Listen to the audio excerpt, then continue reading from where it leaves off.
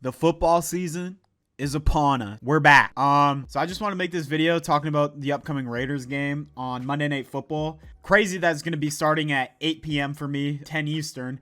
That is disgusting. But being the Raiders fan that I am, I will stay up for it and I will go to bed late.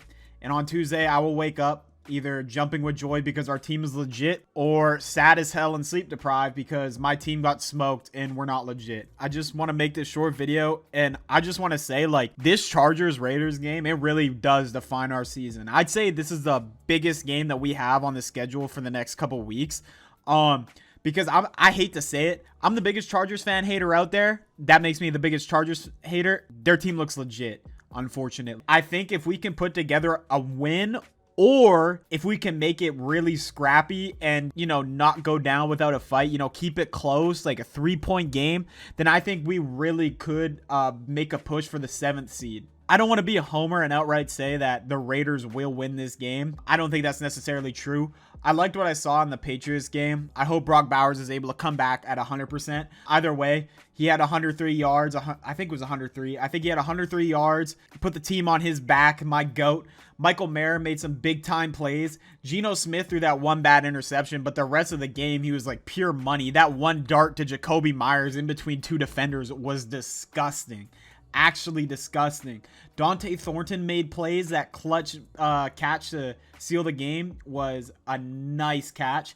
He had to come back for that and fall. You could argue it was PI on the defender. Doesn't really matter. Dante made that catch. I want to talk about Ashton Jeanty for a second. I know a lot of people are kind of out on him just because of his mediocre performance, but I think the people that are out on him didn't watch the game, because before the Patriots started committing to the run heavily, he was cracking off like 9-yard gains. I know every Raiders fan that actually watched that game from start to finish saw that. And then as soon as the Patriots started running the blitzes and stuffing them, that's when it started to, you know, kind of go down for him. He did get that nice touchdown. I think it was like a 5-yard touchdown where he's bouncing off like 6 guys. I can't believe he got to the end zone. When that ball was snapped, I watched him play. I thought that shit was cooked. I thought he was fried. But nah, he got up in there. And our run blocking wasn't very good for him after like this first drive. Actually, I'd say after the interception Geno threw, the run blocking wasn't so good. I still have a lot of hope for Ashton Jeanty. I still think he can be the offensive rookie of the year. Just kind of depends on our run blocking. Our pass protection didn't look too bad, I want to say. But they were kind of hopeless against the blitz. I can't lie. Our right tackle, DJ Glaze, needs to step up. Especially if he's lined up against Khalil Mack. We're going to be getting eaten.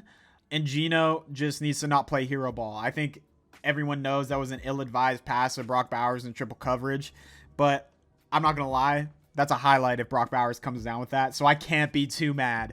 Like, I'm not even gonna lie, I can't be too mad. Like, I'm content with what I'm seeing right now because this is the best Raiders team we've seen since 2021, like where we started 3-0, and funnily enough, we got smoked by the Chargers in LA. So that sucks. I'm looking forward to this home opener. I'm hearing that it will be mostly Raiders fans there, like 86 to 14% was a statistic that I saw. 86% Raiders fans, 14% Chargers fans. I hope that's true. I hope that's the case. First time home field advantage in I don't know how long. But yeah, I'm really excited. Pete Carroll seems to have this team rolling. I'm really, for the first time in I don't know how long, I'm like actually excited to watch the Raiders play. And that's a great feeling because last year after week 1, I'd say after the Ravens game, I was pretty miserable. So feels good to be back. I really just hope the boys can, you know, put up a fight against Justin Herbert. I'll never admit that Justin Herbert is a good quarterback. I can't bring myself to do it. He could win a Super Bowl, and I would never say that. I'd never say he's an elite quarterback. Unfortunately, I used to like Justin Herbert, but this time I need to see Geno put BTA. So looking forward to the game. I hope everyone's week has been good. But yeah, in terms of must-win games, this is the biggest one. It kind of determines, for me at least, if we're frauds or not, if we're serious in contention for that 7th to 5th seed, or if we're just kind of, you know, middle of the pack, you know, 7-10, 6-11, 8-9 team. So yeah, I'm really excited to see how the boys play. I'm looking for Brock Bowers to make plays. Players to watch, I'd say Caillou Blue Kelly had a pretty decent game against the Pats. I'm not going to lie. I'm looking to see if Darian Porter can play any snaps. And also Tyree Wilson. Tyree Wilson did have that sack, assisted by the interior D-line and Max Crosby to get Drake May to step up into him. But a sack nonetheless. And also Thomas Booker has been playing out of his mind. He played a really good game against the Patriots. I'm excited to see if he can continue that against the Chargers, especially since their guard room isn't the best. Yeah, I'm looking to see if Thomas Booker can keep it up. Adam Butler and them. As far as corners, I'm looking forward to seeing if Caillou Blue Kelly can make more plays.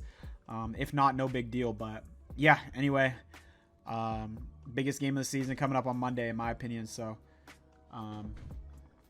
yeah.